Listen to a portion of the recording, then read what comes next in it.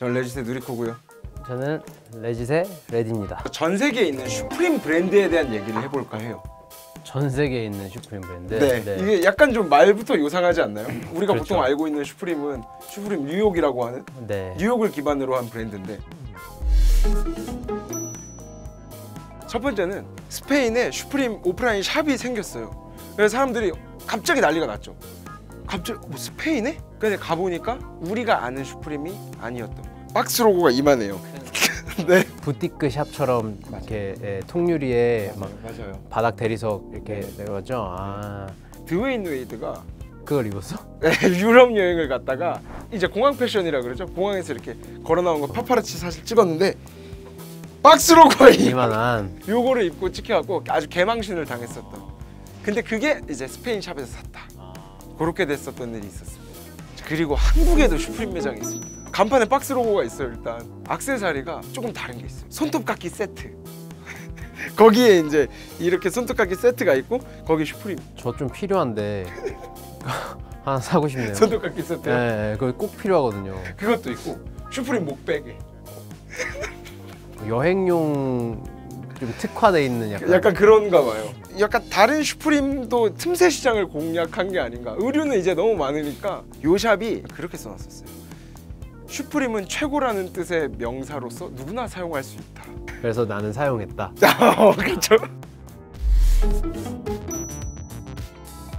아, 네, 삼성 슈프림은 너무 놀랐었어요. 저는 인스타에서 처음 그 짤을 보고 난리가 났죠. 이거는 한국뿐만 아니라 뭐. 네, 이거는 진짜 너무 놀랐었고, 그래서 이제 누리코 씨랑도 그 짤을 서로 공유를 하며 이게 무슨 일이냐 뭐 서로 얘기를 했었던 기억이 있는데, 스토리가 어떻게 된 거냐면 어느 날 갑자기 삼성과 슈프림 로고가 이제 콜라보를 한다. 까만색 바탕화면. 그런 이미지가 엄청 퍼지고 중국에서 쇼케이스를 열었다. 굉장히 사람들이 좋아했는데 그게 알고 보니까 슈프림 이탈리아라는 브랜드와 한국의 삼성과 콜라보를 해서 중국 베이징에 매장을 내는 계획을 발표하는 곳이었단 말이에요. 이제 알고 보니까 그게 삼성 중국 지사긴 했는데, 이제 그게 더 놀림을 받았던 이유 중에 하나는 그게 막 논란이 됐잖아요. 이거 가짜 슈프림 아니냐. 중국의 마케팅 담당자가 젊은이들을 가장 열광하게 할 수 있는 두 단어가 있다. 그게 바로 삼성과 슈프림 이탈리아다. 그러니까 어떡하지? 너무 창피한 것 같아요, 진짜로. 그렇게 써서 이제 더 놀림을 받았죠. 말도 안 되게. 그리고 나서 이제 진짜 이제는 비난이 아니고 놀림을 받기 시작하니까 트위터에 다시 글을 올려서 우리는 슈프림 이탈리아와의 협업을 다시 재고해 보기로 하겠다. 좀 연기를 시킨 상태인 것 같아요. 저는 처음 봤거든요. 슈프림에서 정말 많이 열이 받았나 봐. 스토리에다 그걸 올렸더라고요. 이렇게 스토리로 같이 협업할 생각이 없고 스토리에 올리고.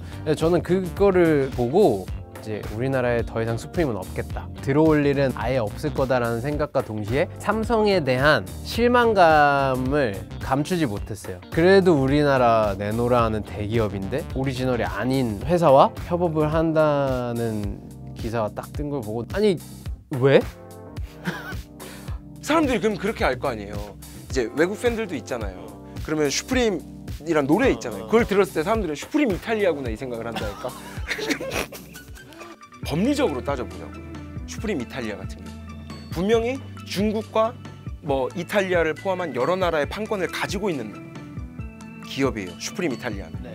그러면 우린 그걸 가품이라고 볼 수는 없어요. 그렇죠, 법적으로는. 정말 너무너무 우연의 일치가 우리나라에서 슈프림 판권을 가지고 있는 사람들이나 슈프림 이탈리아나 전부 다 빨간색 박스 로고에 푸추라 폰트로 슈프림이라고 써있는 로고를 차용한다는 것 자체는, 그러면서 자기들의 브랜드가 판권을 가지고 있다고 얘기하는 것 자체는 사실 코미디거든요. 레짓을 구독하시는 분들이나 이런 브랜드들을 좋아하는 사람들은 당연히 가짜라는 걸 인식을 하겠지만, 뭐 모르는 사람들이 봤을 때는 사실 진짜 슈프림이네, 관심이 없으면 사실 그게 보고 여기 슈프림이 있네? 하고 할 수 있는 거예요. 그러니까 이게 약간 랑 비슷한 거예요. 라는 브랜드는 스포츠샵이었고 거기서 이제 조금씩 티셔츠를 찍어서 팔던 브랜드였는데 그게 원래 미국에 있었잖아요. 근데 그게 한국에 어떤 분이 판권을 사신 거예요. 진짜 오리지널이랑 똑같이 찍고 없는 디자인을 찍어서. 근데 그 판권을 사신 분이 친구야, 베프야. 그래서 연예인들 줄이 많아. 연예인 협찬이 엄청 많이 들어갔어요. 삽시간에 엄청 많이 팔린 거예요. 당연히 저도 그게 진짜인 줄 알았었어요, 심지어. 근데 어떻게 하다가 일하시는 형들 알게 되고 하다 보니 이게 한국에선 가짜였고, 이것 때문에 본사에서 와서 이제 한국의 그 판권을 가진 CEO랑 이제 만나셨는데, 그 사람이 하는 얘기가 너네가 나를 고소할 거면 해라. 근데 한국에서는 내가 이긴다. 왜냐면 법적으로 아무 문제가 없고, 그리고 심지어 우리 지금 중국에서 엄청나게 팔리고 있기 때문에 돈이 많다. 솔직히 내가 너네 회사 살 수 있다. 이런 얘기를 했대요. 저는 이걸 직접 들었거든요. 그 얘기를 듣고 와, 진짜 너무 충격적이다. 그래서 아예 손 띄고 한국에서 나갔죠. 지금 수프림이랑 똑같은 거예요. 뭔가 따라해서 판권만 사고, 가짜잖아요. 그 가짜 회사들이 진짜를 약간 위협을 하는 거야. 저는 이게 사실은 뭐 지식적인 측면, 우리가 좀 더 알고 이런 거 사지 맙시다, 요런 거는 사실 부족하다고 보거든요. 근데 심지어 슈프림 관심 없는 분들도 많은데 그 사람들을 어떻게 다 설득시키겠어요. 개인적으로는 좀 국제적인 기구가 있었으면 좋겠어요. 우리가 옷을 하나 살 때도 직구가 너무 편해졌고, 해외 브랜드를 사는 경우도 너무 많은데 이제는 법은 그걸 못 따라가고, 브랜드는 이 국경의 경계에 갇혀서 그게 정의가 된다는 것 자체가 이 문화를 못 따라가고 있는 게 아닌가, 이런 생각이 들어서 지구적으로 좀 기구가 생겼으면 하는 바람이 있습니다. 저희처럼 이런 거를 좋아하시는 분들이 지금 보고 계실 거잖아요. 여러분들이라도, 우리들이라도 진짜만 구매를 하시고 가짜는 좀 지양을 하셨으면 좋겠다. 이거는 제가 경험에서 나오는 말이라 말씀드릴 수 있는데, 가품은 사면 100% 후회해요. 일단 핏이 다르고 사이징이 다르기 때문에 내가 입었을 때 상상했던 그런 느낌도 안 나고, 이상하게 가짜들은 그 해 한 해 입으면 내년에 못 입어. 돈을 버리는 느낌이 좀 많이 났었어요. 저는 그 돈을 차라리 모아서 진짜를 하나 샀죠. 그게 더 절약하는 방법일 거고, 가짜는 사고 계속 사야 돼요. 그 돈이나 진짜 하나 사는 돈이나 똑같아요. 그냥 유니클로 그런 거 입으셔도 돼요. 멋있어요. 충분히 멋있습니다. 브랜드가 사람 결정하지 않는데 전혀 그런 거는 문제되지 않아요. 저도 뭐 네, 그러니까요. 보세요. 얼굴 지금 딱 있으니까. 얼굴 딱 있으니까 무슨 뜻이냐. 진짜 미쳐버리겠네. 얼굴 없냐 그럼 누군? 아니, 카리스마 빡 지금 건달인 줄 알았는데 지금 내가.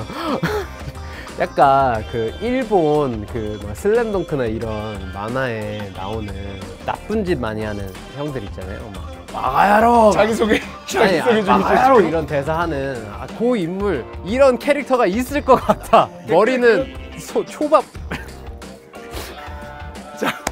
자, 저희가 준비한 소식은, 얘기는 오늘 여기까지고요. 레지던트 오마카세. 좋아요, 댓글, 구독. 네, 많이 해주시고, 연말 잘 보내시고 건강하시고, 새해는 더 큰아빠야, 왜 이렇게 덕담을 그렇게. 우리 나이가 그래. 아니, 삼촌이야. 자, 새해는 저기 뭐냐. 새해는 조금 더 저희가 왕성하게 한번 해보겠습니다. 감사합니다. 고맙습니다. 건강하세요.